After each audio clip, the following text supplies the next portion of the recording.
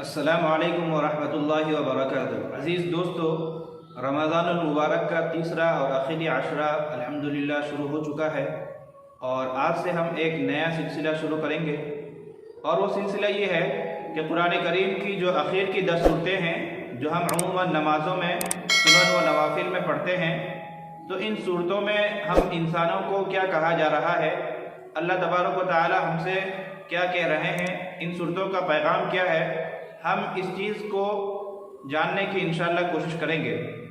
ہماری کوشش رہے گی کہ پہلے قرآن کریم کی ان صورتوں کا ترجمہ دیکھیں اور تفسیر پر تھوڑی بہت روشنی ڈالیں، اور اہم چیز جو ہم خاص طور پر نوٹ کریں گے وہ یہ ہے کہ ان صورتوں میں ہم مسلمانوں کو، ہم انسانوں کو کیا کہا جا رہا ہے، ہمارے لیے اس میں کیا سبق ہے۔ کیونکہ قرآن کریم جو ہے یہ وقتی کتاب نہیں ہے، اور نہ ہی یہ کسی زمانے کے ساتھ خاص ہے، نہ کسی قوم کے ساتھ خاص ہے۔ ایسا نہیں ہے کہ اس کا تعلق، اس کی صورتوں کا تعلق صرف زمانہ نبوت سے تھا، نبی علیہ الصلوۃ والسلام کے دور میں جو لوگ تھے وہی اس کے مخاطب تھے، ایسا نہیں ہے، بلکہ قرآن کا پیغام بالکل عام ہے، ازلی ہے، ہمیشہ کے لیے ہے اور ہمیشہ رہے گا، قیامت تک کے لیے قرآن پاک کا پیغام بالکل عام ہے۔ تو ہمیں یہ دیکھنا ہے اور ہم انشاءاللہ یہ سمجھنے کی کوشش کریں گے کہ ان صورتوں میں ہمارے لیے کیا میسج ہے، ہمارے لیے کیا پیغام ہے۔ تو عزیز دوستو، چلیے آج کی ویڈیو ہم شروع کرتے ہیں، اور اس سے پہلے میں آپ سے گزارش کروں گا کہ آپ خود بھی پوری ویڈیو سنیں، اپنے دوست و احباب سے شیئر بھی کریں، اپنے گھر والوں سے، فیملی ممبران سے اس ویڈیو کو شیئر کریں، اور زیادہ سے زیادہ لوگوں تک بات پہنچانے میں ہماری مدد اور تعاون کرے۔ اللہ تعالیٰ آپ سب کو خوش و خرم رکھے، اس کا آپ کو اجر عظیم عطا کرے۔ آج اس سلسلے کا پہلا دن ہے، ہم اللہ تبارک و تعالیٰ سے دعا کرتے ہیں کہ اللہ تبارک و تعالیٰ بخیر و عافیت، سہولت کے ساتھ اپنی مدد اور نصرت فرما کر ہمارے اس سلسلے کو مکمل کرے، اور مبارک بھی کرے، ہماری مدد اور اعانت کرے، اور ہمیں قرآن سمجھنے میں، اسی طرح قرآن فہمی میں ہماری مدد کرے، کیونکہ اللہ کی استعانت کے بغیر کوئی چیز ممکن ہی نہیں۔ تو ہم اولا اللہ تبارک و تعالیٰ سے مدد طلب کرتے ہیں۔ تو چلیے آج کی ویڈیو ہم شروع کرتے ہیں۔ آج کا پہلا سبق ہے سورہ فیل، جو قرآن کریم کی 105 نمبر کی صورت ہے، اور اس صورت میں کل 5 آیات ہیں۔ تو اس صورت کا سب سے پہلے ہم ترجمہ دیکھ لیتے ہیں کہ اس کا ترجمہ کیا ہے۔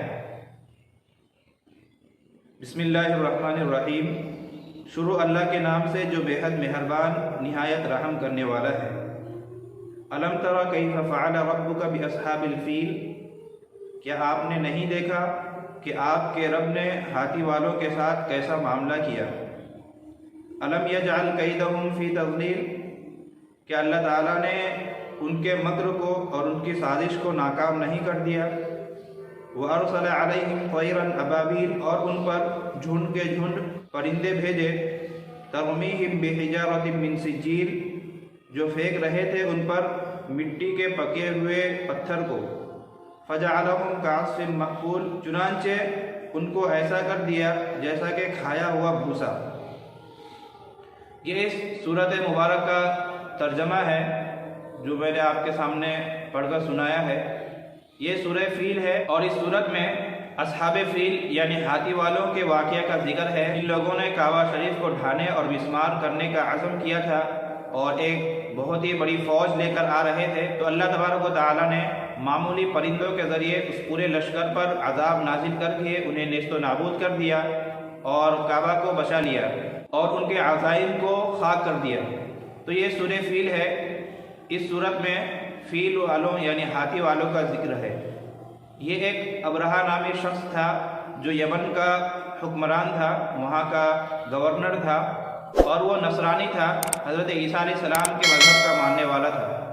اس نے جب دیکھا کہ یمن کے جو عرب ہیں یہ مکہ المکرمہ جاتے ہیں، وہاں پر بیت اللہ کا طواف کرتے ہیں، حج کے موسم میں ہر سال یہ وہیں جاتے ہیں، تو اس نے لوگوں کو مکہ سے روکنے کے لیے، حرم شریف سے دور رکھنے کے لیے یہ پلان کیا کہ اس نے ایک کلیسا اپنے ہی علاقے یعنی یمن میں قائم کیا، اور لوگوں کو اس بات کا پابند کیا کہ اب سے کوئی مکہ نہیں جائیں گے، ہر ایک پر لازم ہے کہ وہ اسی کلیسا میں آئے، یہیں عبادت کرے، اور اس کلیسے کو شاہی انداز میں سجایا، اور بہت ہی قیمت خرچ کر کے کافی لاگت کے ساتھ اس کی تعمیر کی، لوگوں کو مکلف بھی کیا کہ یہیں آئے۔ اہل عرب گرچہ وہ بت پرست تھے لیکن اپنے آپ کو حضرت ابراہیم علیہ السلام کے ملت پر مانتے تھے، اور اسی نسبت سے کعبۃ اللہ شریف سے انہیں حد درجہ محبت تھی۔ اپنی جان سے زیادہ کعبہ شریف کی عزت کیا کرتے تھے، گرچہ ان کے عبادت کے طریقے مختلف رہے ہوں لیکن کعبہ کی عزت ہر ایک عرب کے دل میں موجود تھی۔ تو اس بات سے ابرہہ کی اس حرکت سے عربوں کو کافی تکلیف ہوئی۔ تفسیر کی کتابوں میں ہے کہ قریش میں سے ایک شخص اپنا غصہ اتارنے کے لیے اس کلیسے میں گیا اور وہاں پر استنجا کر کے گندگی پھیلائی اور پھر چپکے سے وہاں سے نکل آیا۔ اسی طرح ایک روایت یہ بھی ملتی ہے کہ وہاں قریب میں کوئی عرب قافلہ قیام پذیر تھا۔ رات میں وہ لوگ کھانا بنا رہے تھے تو آگ کی چنگاڑی کسی طرح کلیسے میں لگ گئی اور پورا کلیسہ خاکستر ہو کر زمین بوس ہو گیا، جس سے ابرہہ کافی برہم ہوا اور ایک بڑا لشکر لے کر مکہ مکرمہ پر چڑھائی کرنے کے ارادے سے نکلا۔ یہ ایک تفصیلی واقعہ ہے اور کافی وقت طلب ہے، انشاءاللہ پھر کبھی اس واقعے پر روشنی ڈالی جائے گی۔ آج ہم اس صورت میں بتلائی گئی چیزوں کو بیان کریں گے، اور میں نے مختصراً آپ کو بتلا دیا کہ یہ ایک واقعہ پیش آیا تھا جو نبی علیہ السلام کی ولادت سے، آپ کی پیدائش سے تقریباً 40 یا 50 دن قبل پیش آیا تھا۔ اسی واقعے کا اس صورت میں ذکر ہے۔ اللہ تبارک و تعالیٰ فرماتے ہیں کہ اے محمد، کہ آپ نے ہاتھی والوں کو نہیں دیکھا کہ ہم نے ان کا کیسا برا انجام کیا، جو ایک بڑا لشکر لے کر آئے تھے، طاقت کے غرور میں چور ہو کر کمزوروں پر اور ایک آدمی کی سزا پوری قوم پر، پورے عرب پر دینے کے لیے نکلے تھے، اپنے نشے میں چور تھے، اللہ تبارک و تعالیٰ کے احکام کی بے حرمتی کرنے پر تلے ہوئے تھے۔ ہم نے ایسے لوگوں کا یہ انجام کیا کہ ایک معمولی سا پرندہ جو کبوتر سے بھی قد میں چھوٹا ہے، اس پرندے کے ذریعے ہم نے اس پورے لشکر کو نیست و نابود کر کر ان کے عزائم کو خاک کر دیا، ان کے منصوبوں کو سرتاپا ناکام کر دیا۔ تو عزیز دوستو، یہ سورہ فیل ہے اور میں نے اس کا پس منظر آپ کے سامنے ذکر کر دیا کہ ہاتھی والوں کے انجام کو اللہ تبارک و تعالی بیان کر رہے ہیں۔ اور بیان کرنے کا مقصد کیا ہے؟ بیان کرنے کا مقصد یہ ہے کہ چونکہ کعبہ کے متولی کون تھے؟ قریش تھے۔ اگر کعبہ کو مسمار کیا جاتا تو قریش کی عزت جاتی، قریش کی بے حرمتی ہوتی، پورے عرب میں قریش کی کوئی عزت باقی نہ رہ جاتی۔ لیکن اللہ تبارک و تعالیٰ نے فضل یہ کیا، اللہ نے کرم یہ کیا قریش پر کہ بنا لڑے، بنا خون بہائے ابرہہ کو ہلاک کیا، کعبۃ اللہ شریف کی حفاظت کی، قریش کی لاج رکھ لی اور قریش کی عزت رکھ لی۔ تو اللہ تبارک و تعالیٰ اپنا یہ انعام ذکر کر کے، اپنا یہ احسان ذکر کر کے قریش کو یاد دلا رہے ہیں کہ تمہارے سامنے یہ واقعہ پیش آیا، ہم نے تم پر اتنا بڑا احسان کیا۔ اور اس واقعے کا اثر قریش پر یہ ہوا تھا کہ اس واقعے کے وجود کے بعد پورے عرب پر قریش کی عظمت، قریش کی عزت بڑھ گئی تھی۔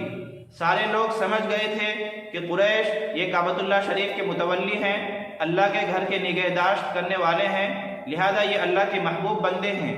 ابرہہ ان سے لڑنے آیا، اللہ نے انہیں ہلاک کیا، ابرہہ اور اس کے لشکر کو اللہ نے ہلاک کیا، لہذا یہ قریش اللہ کے مقرب ہے، محبوب لوگ ہیں، اچھے لوگ ہیں، اللہ کے پسندیدہ لوگ ہیں۔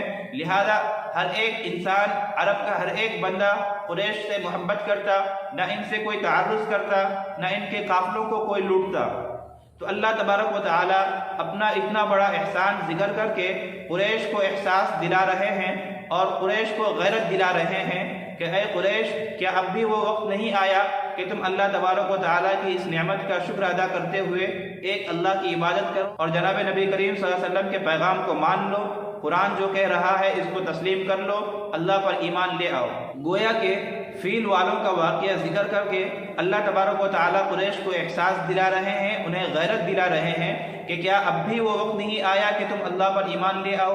تمہیں چاہیے کہ تم اللہ پر ایمان لے آؤ، جس نے تمہاری عزت بچائی، جس نے کعبۃ اللہ شریف کو بچایا، جس نے تمہیں اعزاز دیا، اکرام دیا، تعظیم دی، اس ایک اللہ کے سامنے سر بسجود ہو جاؤ اور اس کے نبی کو حق مانو، قرآن کو حق مانو، قیامت کو حق مانو۔ لہذا سورہ فیل کا پہلا جو پیغام ہے وہ قریش کو غیرت دلانا ہے، قریش کو احساس دلانا ہے کہ تم ایمان لے آؤ اور اسلام میں داخل ہو جاؤ۔ یہ تو پہلا پیغام تھا قریش کے لیے۔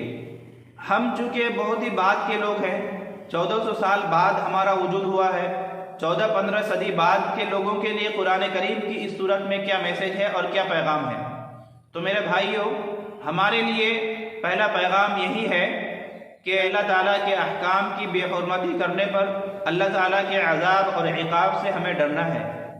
یعنی شریعت مطہرہ میں ہم انسانوں کو جتنے احکام دیے گئے ہیں، جتنے اوامر اور نواہی ہیں، ان تمام کا دل سے احترام کرنا ضروری ہے۔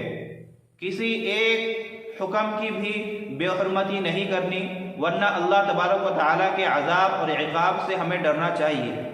آپ دیکھ لیں، ہاتھی والوں نے کیا کیا کہ اللہ تبارک و تعالیٰ کے گھر کی بے حرمتی کرنے پر تلے تھے، اللہ نے انہیں دردناک عذاب دیا۔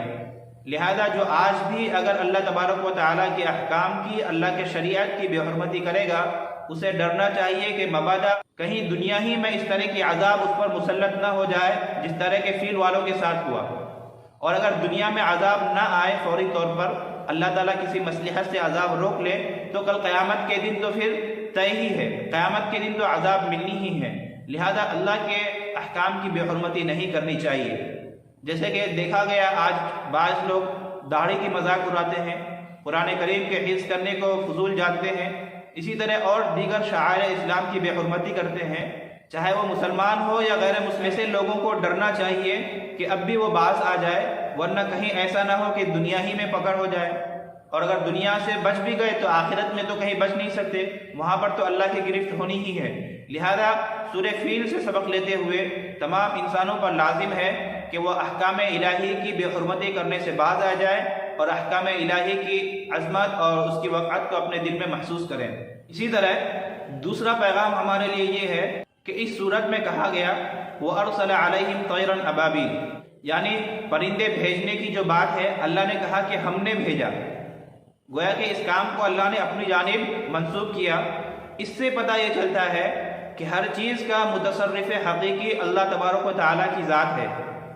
یعنی ہمارا یہ اعتقاد ہونا چاہیے، ہمارا یہ عقیدہ ہونا چاہیے کہ ہمارا کرتا دھرتا صرف اللہ ہی ہے۔ اللہ ہی وہ ہے جو ہمیں ہر چیز پہنچانے والے ہیں، ہماری بگڑی بنانے والے ہیں، ہمیں اولاد دینے والے ہیں، ہمیں رزق پہنچانے والے ہیں۔ اللہ کے علاوہ کوئی اور اس کام میں شریک اور ساجھی نہیں ہے، نہ اس کے اولیاء، نہ انبیاء اور نہ دیگر کوئی بھی اللہ تبارک و تعالیٰ کے اس کام میں اللہ کا شریک نہیں ہے۔ اللہ تعالیٰ ہی ہمارا کرتا دھرتا ہے، وہی ہمارا رب ہے، وہی ہمارا پروردگار ہے۔ باقی جتنی مخلوقات ہیں یہ سب کے سب اللہ تبارک و تعالیٰ کے محتاج ہیں، اللہ تبارک و تعالیٰ کے حکم کے سب محتاج ہیں۔ آگ جلانے میں اللہ کے محتاج، چھڑی کاٹنے میں اللہ کے محتاج، اسی طرح بادل برسنے میں اللہ کے محتاج ہیں، سورج نکلنے میں، طلوع ہونے میں اللہ کے محتاج ہے، چاند اپنی بھینی روشنی پھیلانے میں اللہ کے محتاج ہے، ہوا چلنے میں اللہ کا محتاج ہے۔ گویا کہ ہر ایک چیز اللہ تبارک و تعالیٰ کے قبضۂ قدرت میں ہے، اللہ تبارک و تعالیٰ کی محتاج ہے۔ ہمارا کرتا دھرتا صرف اللہ ہی ہے، یہ ہمارے دل میں، ہمارے یقین میں بیٹھ جانا چاہیے۔ اس سورت کا یہ دوسرا میسج، دوسرا پیغام ہے ہم سب کے لیے۔ اسی طرح تیسرا پیغام یہ ہے کہ اس صورت میں شہنشاہیت کی، ڈکٹیٹرشپ کی، ملوکیت کی اس صورت میں مذمت اور تردید ہے۔ یعنی جو لوگ دنیا میں اپنی طاقت کے نشے میں، اقتدار کے نشے میں، پیسے اور پاور کے نشے میں آ کر غریبوں پر، اقلیتوں پر، کمزوروں پر ظلم و ستم کے پہاڑ توڑتے ہیں، ایسے لوگوں کے لیے بھی اس صورت میں عبرت ہے۔ چونکہ ابرہہ جو تھا یہ حکمران تھا، گورنر تھا، ایک جگہ کا وہ حکمران اور نگران تھا، یہ اپنی طاقت کے نشے میں آ کر ایک آدمی کی سزا پورے عرب کو دینے نکلا تھا۔ ایک آدمی کی غلطی کی وجہ سے اللہ کے خلاف، اللہ کے گھر کو مسمار کرنے نکلا تھا، تو اللہ تعالیٰ نے اس کے نشے کو، طاقت کے نشے کو بالکل توڑ دیا اور اس کی پوری لشکر کو نیست و نابود کر دیا۔